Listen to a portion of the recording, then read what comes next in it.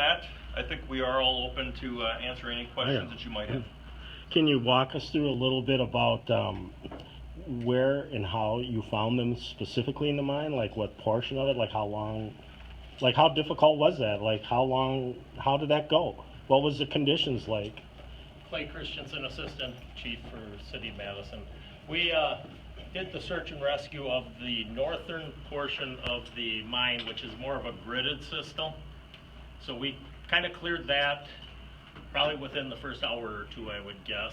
Then we went to a more of a meandering mine shafts down at the south side, which also has a lot more water in it. The water ranges anywhere from just below the knees all the way up to 8 feet deep.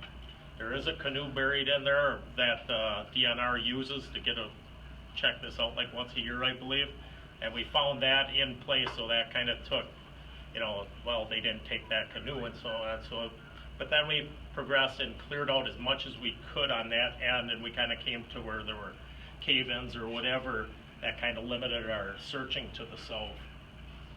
After that, Milwaukee came there and we regrouped, and we actually had one of our teams went up. There's another ladder access at the top of the hill, a little south of us there it was, and one of our team went up there and went down to access that. Then with talking to residents or someone that was wandering up there, they said, well, there's another entrance that they may have used right up this road here a little bit. So then our team moved on to that while we were clearing out the other portion.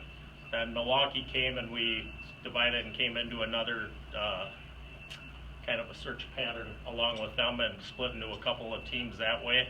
And finally the team that paired up at that second mine shaft that the team one went to discovered a footprint actually first is what they saw.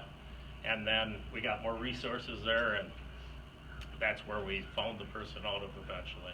Were they walking around, or were they trying to find their way out when they were found? I heard they were just sitting in that area, but you'd probably have better. When we went in as a team of 4 from the point Madison had discovered earlier and done some initial recon, so they kind of led us right to the spot. As far as they could go, we brought a specialist from the DNR that knew the cave rather well, and with her guidance we were able to push further into the cave. We finally found the boys. We split off. We kind of had a T intersection in the cave.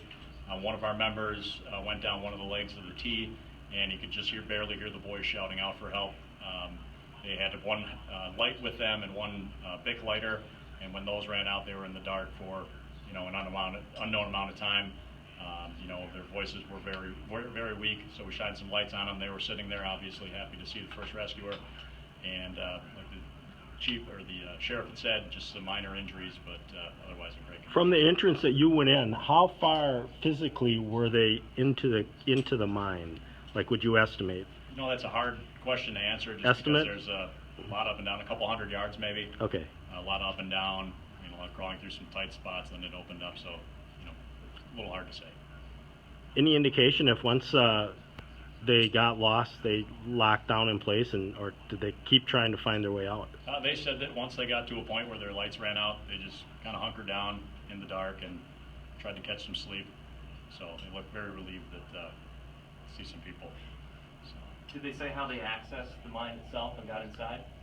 I think the spot that the Madison Fire Department reconned out with the help of some of the local people was the point that they entered through. Might that gate be